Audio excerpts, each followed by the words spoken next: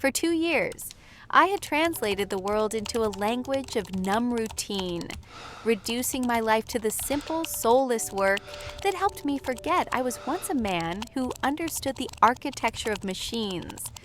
The Omnicorp file was supposed to be just another job, a sanitized archive scrubbed clean of anything important, another brick in the wall I'd built around my grief. Yet, when opened in the obsolete software, I clung to like a relic. A formatting error caused the redactions to fail, revealing ghosts in the metadata. There, next to a standard server error code, was a hidden comment tag, a single, impossible word, saudade. A machine cannot feel melancholic longing, but I knew in my bones that this digital whisper was the key to the man who built that machine, and the reason my wife was dead. This is TS Simple Serene Stories. Before we get back to this touching story, I have a quick question for you. Where are you watching from today? Drop your city in the comments below. And if you believe that humanity and miracles are eternal, do me a favor and hit that subscribe button. Now, let's get back to the story. The dawn arrived thin and gray, the color of recycled water. In the sterile quiet of his apartment, Kalen moved with an economy of motion that had become second nature. The scrape of the spatula against the nonstick pan, the precise crack of an eggshell on the counter's edge, the soft click of the cupboard closing. It was a liturgy of routine, a fortress of order built against the chaos of memory. For 2 years, his world had been this, a minimalist space scrubbed clean of personality. A life reduced to the simple, soulless work that helped him forget he was once a man who understood the architecture of machines. His daughter, Lily, sat at the small white dining table, her colored pencils the only source of vibrant life in the room. At 7, she possessed a quiet, watchful intelligence. Her gaze followed him, not with neediness, but with the steady observation of a scientist studying a strange, sad creature. "Papa," she said, her voice small but clear. She held up her picture book. "Why is the king lying?" Kalen placed a plate of scrambled eggs before her, his movements smooth, practiced. He looked at the illustration. A cartoon king with a broad, painted-on smile stood before a weeping crowd. "What makes you think he's lying, sweetie?" "He's using happy words," she said, tapping the speech bubble. "But his face is sad. Right here." Her small finger traced the barely perceptible downward curve of the king's eyes, a detail Kalen would have missed, a ghost of a feeling. Something akin to pride flickered in the numb static of his chest. Before, he would have launched into a lesson on etymology, on the schism between signifier and signified. Before, when Elena was here, when his mind was still a sharp, well-oiled machine that delighted in the intricacies of language. Now, he just nodded. "You're right," he said, his voice a low monotone. Sometimes people use words to hide what they're really feeling. The words are a mask. He retreated to the counter with his own plate, which he wouldn't eat. His work was a mask, too. In the years before Elena's death, he had been one of the most sought-after technical translators in the industry. A man who could render the dense, elegant logic of software documentation into flawless Japanese, German, or Korean. He understood the language of code, of systems, of machines. But after the machines failed Elena, after their cold logic had dismissed her pain as a statistical anomaly, he couldn't bear it. The precision he once loved now felt like a cruel joke. So he had stepped back, retreating into the low-grade, high-volume world of general translation, marketing copy, user agreements, press releases. It was work that required no thought, only function. It was a denial of his own skill, a self-imposed exile. He was no longer a craftsman. He was a conduit, and that was exactly how he wanted it. Kalen's home office was an extension of the apartment's sterile ethos. 2 monitors, a keyboard, a mouse, nothing more. No photos, no trinkets. Here, the world was reduced to text, to jobs that appeared in his inbox from a third-party agency. Their true origins obscured by layers of corporate subcontracting.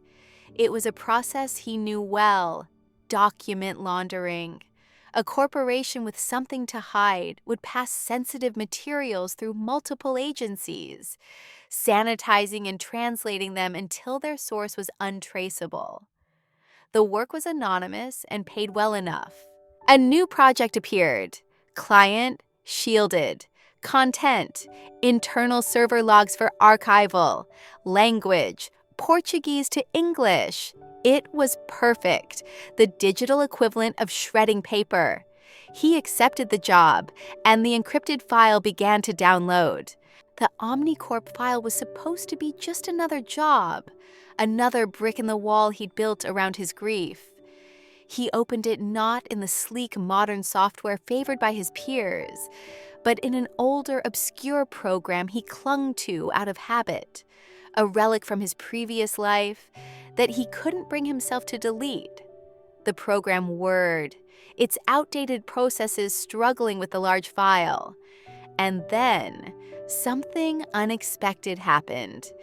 A cascade of error windows flickered across his screen. Due to a formatting incompatibility between the modern file encryption and his ancient software, the digital redactions failed to render.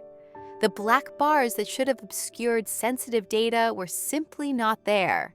He saw everything: corrupted metadata, embedded developer comments, version histories, the digital ghosts that were meant to have been exorcised.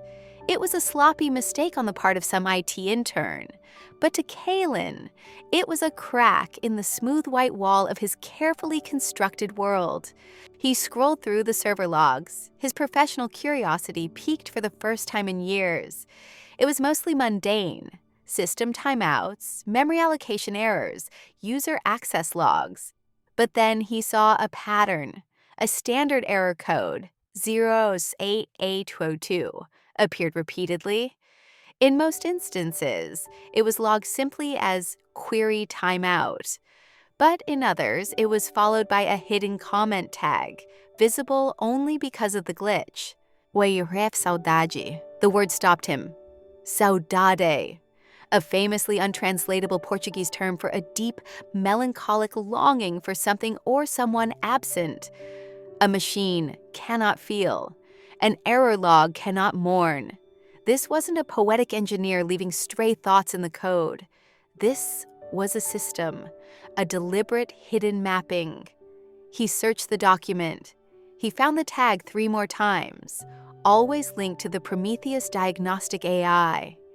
His fingers flew across the keyboard, the dormant part of his brain, the part that loved puzzles, that saw language as a system of logic, whirring back to life. On a small, muted screen in the corner of his office, a news report was playing. Julian Croft, the charismatic visionary CEO of OmniCorp, was being interviewed. His face was handsome, his tone reasonable. "In any great leap forward," Croft said, his voice smooth as polished glass, "there is an unfortunate but necessary margin of error. We are building a healthier future, and the cost of a few glitches is the price we must all be willing to pay for that progress." The words hit Kalen like a physical blow. The air left his lungs. He was suddenly back in a cold white room, the air thick with the smell of antiseptic. A doctor, his face illuminated by the glow of an OmniCorp tablet, was explaining why the Prometheus AI had missed the aggressive autoimmune disorder ravaging Elena's body. "It's a statistical anomaly," the doctor had said, his eyes avoiding theirs. "A 1 in a million glitch in the diagnostic matrix. In a system this complex, you have to accept a certain margin of error.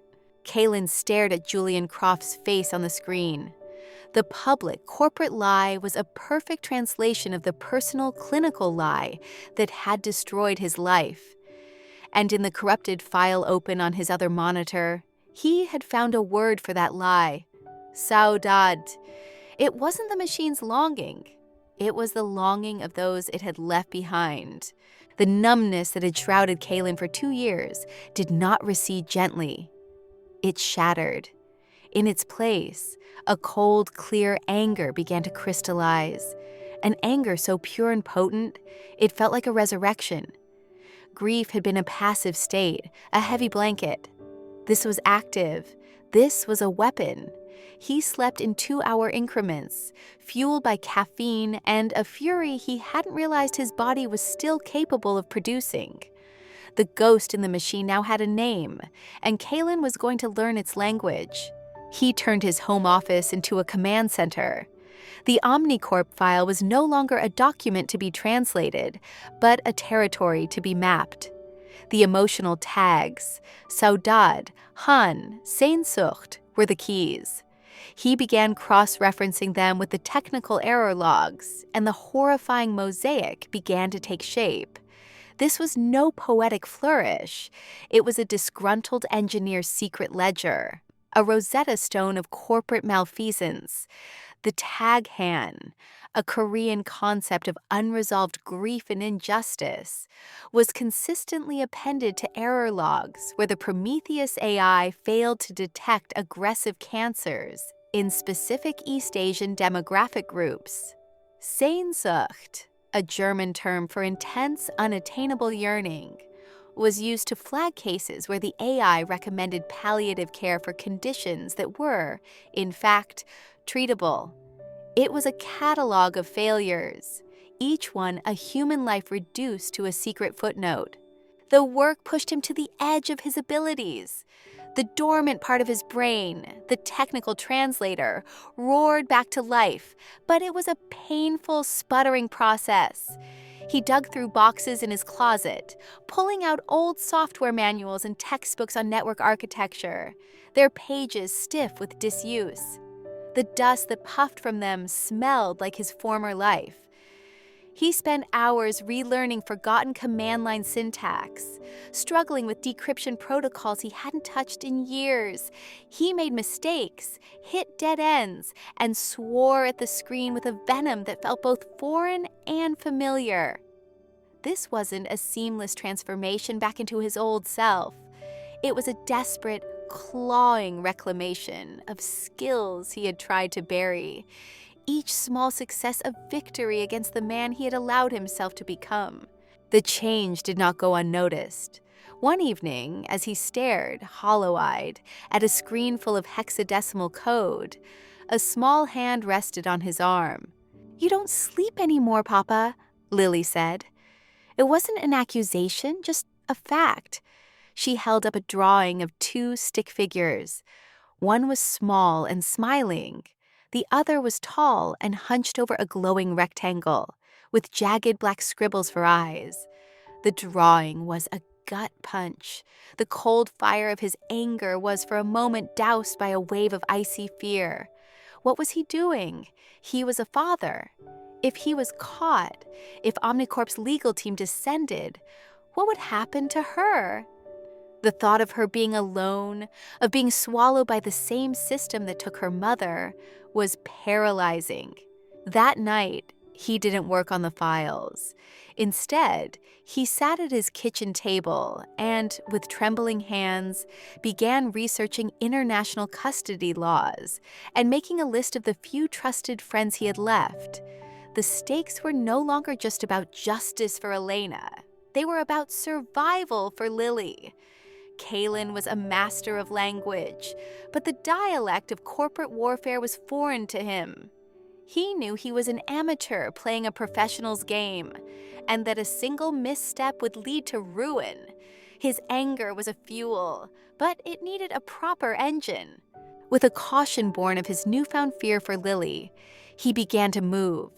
Using a series of encrypted channels and public Wi-Fi networks, he sent a tentative, anonymous query to a whistleblower protection organization he found recommended in the deep corners of the web. He expected silence or suspicion. Instead, he received a reply within hours, instructing him on how to set up a secure line of communication.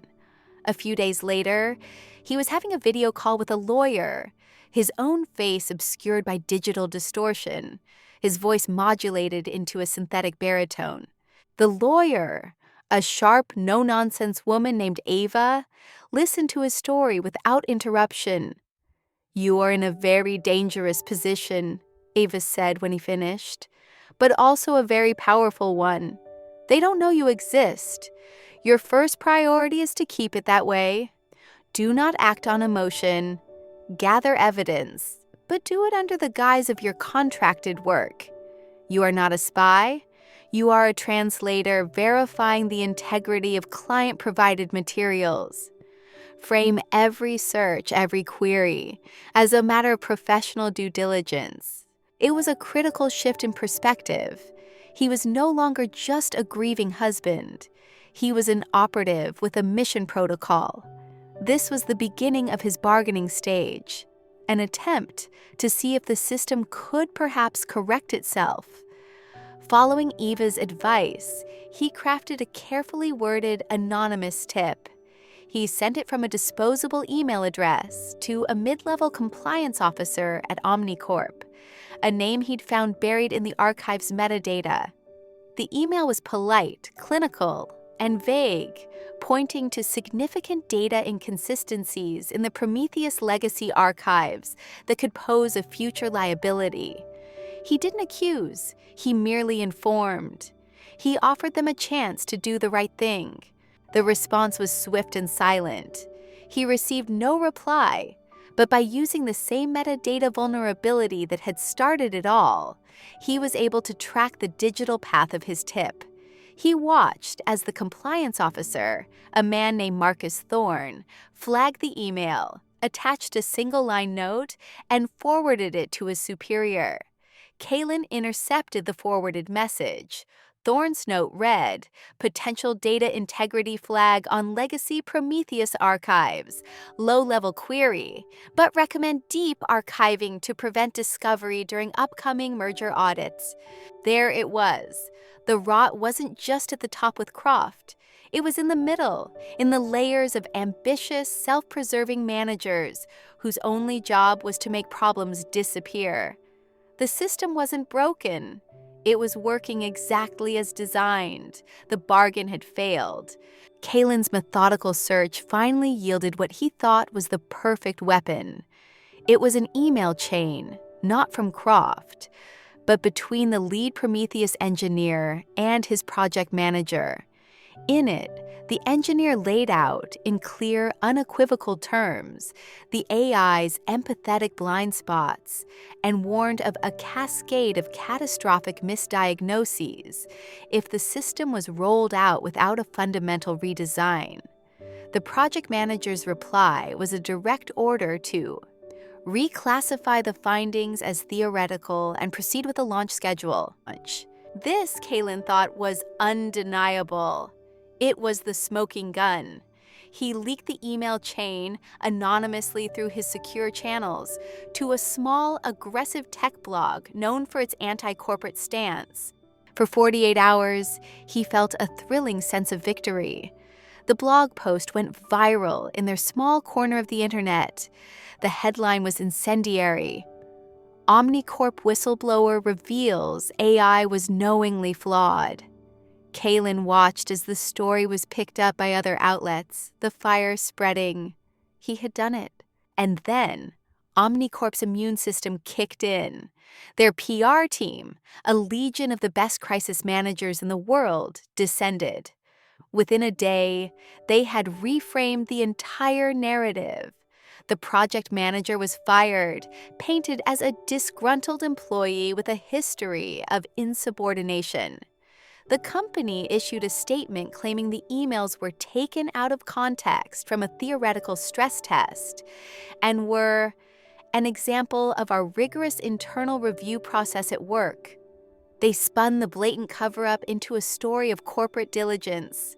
The tech blog was discredited as a source of sensationalist fake news. The fire was not just contained, it was extinguished. Kalen watched it all unfold from his dark apartment, the brief flicker of hope turning to ash in his mouth. This was his low point, the crushing weight of true depression. He hadn't just failed. He had made things worse. He had sacrificed a project manager, a man who likely had his own family. And Omnicorp had emerged from the scandal looking stronger, more transparent. He looked at the drawing Lily had made, the one of him with the jagged black eyes, and felt a profound, soul-crushing despair. The risk was too great. The enemy was too powerful. He was just a translator. He pushed the keyboard away, ready to delete everything, ready to surrender. He closed his eyes, and all he could see was Elena's face in the hospital bed, her expression not of fear, but of confusion, trusting the doctors, trusting the machine, right until the very end. That trust had been betrayed, and in the silent dark of his office, Kalen's despair slowly, painfully, began to harden back into resolve. He had tried to bargain. He had tried to wound the beast. Now he knew he had to kill it.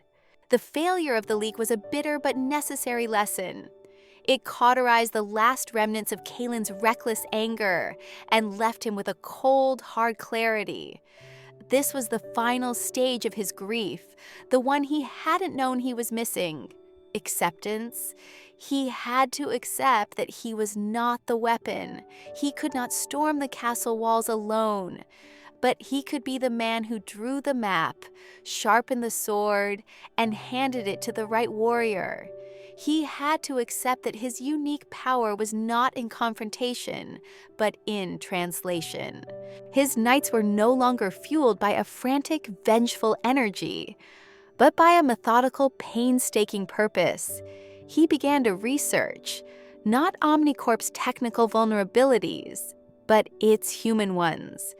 He searched for journalists who had tried to expose the company before, reporters who had been stonewalled, discredited, or buried under lawsuits. He needed someone with a reputation for tenacity, someone who had a personal stake in the fight and the institutional power to see it through. He found her in Anna Reed.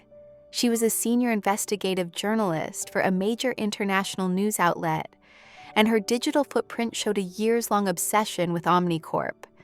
She had written articles questioning their labor practices, their data privacy policies, and the suspiciously low number of malpractice suits filed against their medical AI. She had been digging at the fortress walls for years, but had never been able to get inside. She was the perfect warrior. Contacting her was a masterclass in paranoia. He used the secure channels established by the whistleblower organization, layering encryption upon encryption. His first message was brief, containing a single verifiable piece of evidence, an internal Omnicorp memo, translated from its original German into flawless English, that discussed the cost-benefit analysis of settling potential wrongful death claims out of court versus upgrading a flawed sensor array. He attached the original document and his translation side by side. Anna's reply was skeptical, professional. "Who is this? How did you get this?" "I'm a translator," Kalen wrote back, "and I believe context is everything." Over the next 2 weeks, he built a fragile bridge of trust. He never gave her everything at once. He sent fragments, breadcrumbs, each one meticulously curated and translated. He would send a technical log showing a Saudade error, and in the same message, include the public obituary of the patient who had died that day. Their family quoted as saying the death was sudden and unexpected. He didn't just give her data, he gave her the story locked inside it. He was translating the cold language of machines into the universal language of human suffering. For Anna, it was like finding the key to a lock she had been picking at for a decade.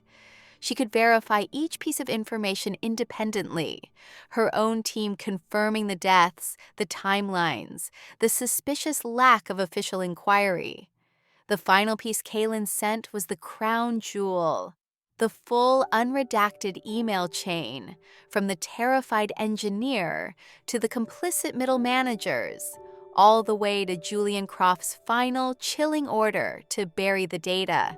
"He's giving the keynote at the World Technology Summit in Geneva next week," Anna wrote, her message stripped of its earlier skepticism and now humming with a fierce energy. "He's untouchable on that stage.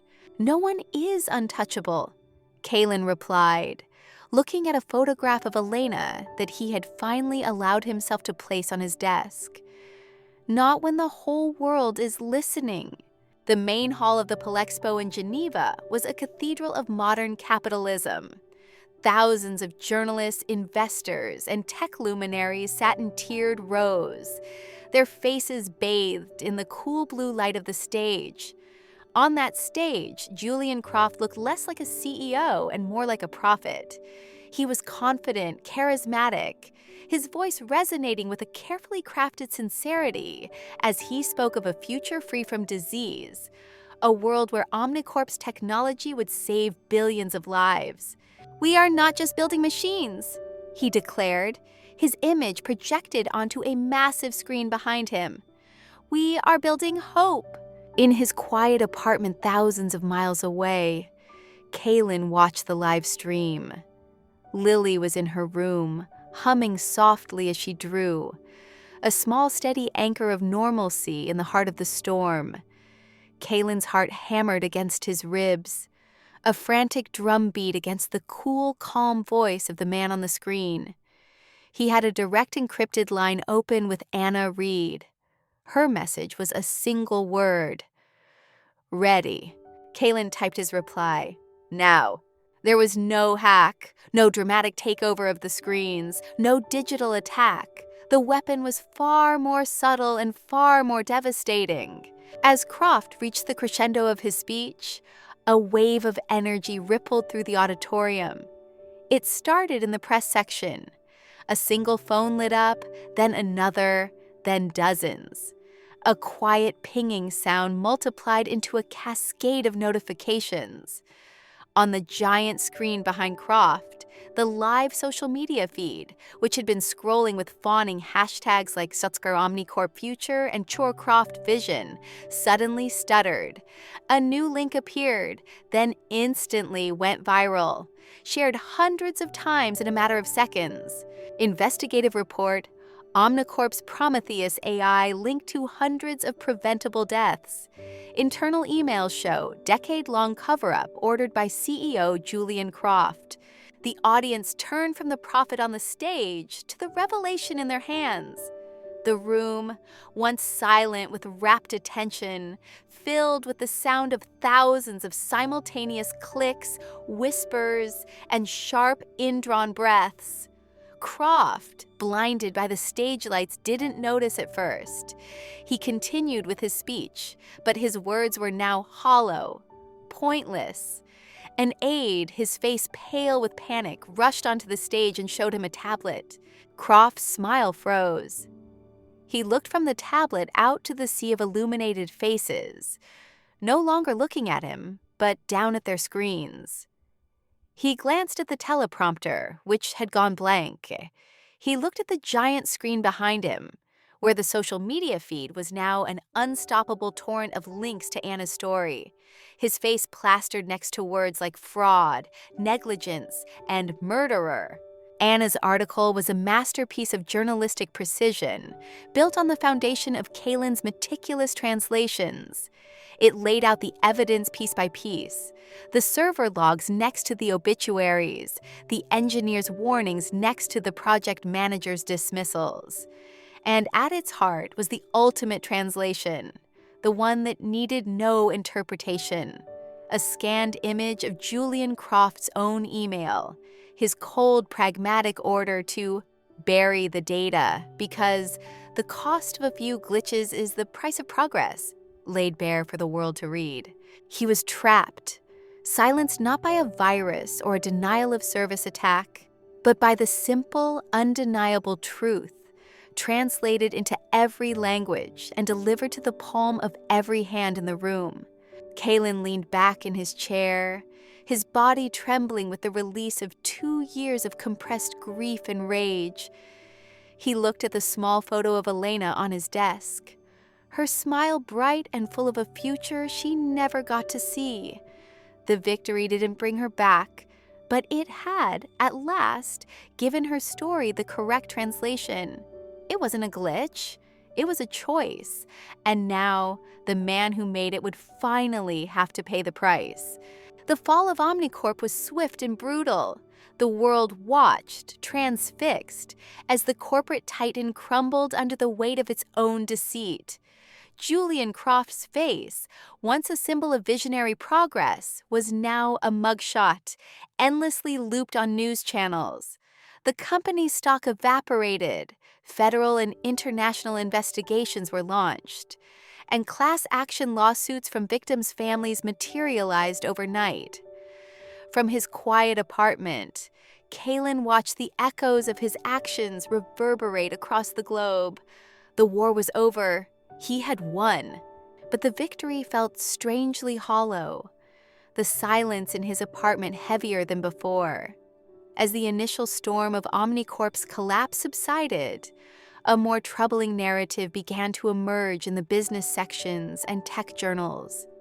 The story was not one of a lesson learned, but of a vulnerability patched. He saw articles detailing how other tech giants were immediately overhauling their data security protocols, not to improve transparency, but to create more sophisticated, more impenetrable methods of concealment. They were learning from Omnicorp's mistakes, ensuring that the next Kalen would find no cracks, no corrupted metadata, no ghosts in their machines. He had slain a dragon, but in doing so, had taught every other dragon how to build a stronger lair. The systemic problem wasn't solved. It had simply evolved. He was safe. The whistleblower organization had shielded him perfectly, his identity a secret known only to Anna Reed and his lawyer, Eva. He was once again an anonymous translator. One evening, as he sat watching the news, Lily padded into the room and climbed onto the sofa beside him. She had been drawing, and she held up her finished picture. It showed 2 stick figures, a tall one and a small one, holding hands under a bright smiling sun. She had taped a small, wilting daisy to the corner of the page. "Is the sad story over, Papa?" she asked, her gaze fixed on the television screen where Croft's face was once again being shown. Kalen looked from the screen to his daughter's drawing, at the simple, profound hope captured in crayon. He pulled her close, the warmth of her small body a grounding force in the disquiet of his thoughts. "Yes," he said, his voice thick with an emotion he couldn't name. "The sad part is over. Now a new one starts." 6 months later, the smell of fresh paint and new beginnings hung in the air of a small, bustling office in a nondescript downtown building.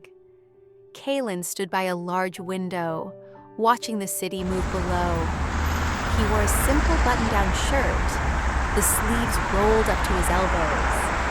He looked tired, but it was the satisfying exhaustion of purpose, not the soul-deep weariness of grief. The substantial, anonymous reward money from the Omnicorp whistleblower program had given him a choice. He could have disappeared, taken Lily, and lived a quiet, comfortable life anywhere in the world. But the victory had taught him that silence was a luxury the powerful relied upon. So he had made a different choice. The frosted glass on the office door read, "The Rosetta Foundation." Its mission was simple and audacious: to partner with journalists and human rights organizations, using the unique intersection of linguistic and data analysis to expose corporate and governmental deception. He had hired a small, dedicated team, a data scientist, a human rights lawyer, and 2 other translators he trusted implicitly. He was training them in his methods, teaching them to look for the truth, not in what was said, but in the inconsistencies, the redactions, the very grammar of a lie. He was transforming his personal quest into a public service. The final scene of his old life played out on a sunny afternoon in a park. Kaylin was no longer watching a screen. He was watching Lily as she tried with fierce determination to fly a kite. The wind was fickle, and the kite, a bright blue diamond, kept dipping and diving. "It's the angle, sweetie," Kaylin said, kneeling beside her in the grass. "You have to translate the wind's direction into the right angle for the string." He helped her adjust her grip, and together they found the current. The kite caught and soared, a speck of brilliant blue against the vast open sky. Kaylin watched it, his hand on his daughter's shoulder, and felt a sense of peace that was deeper and more resonant than the fleeting satisfaction of revenge. His grief for Elena had not vanished. It was a part of his own internal grammar, a word that would forever define him. But it was no longer a word of paralysis. He had translated it.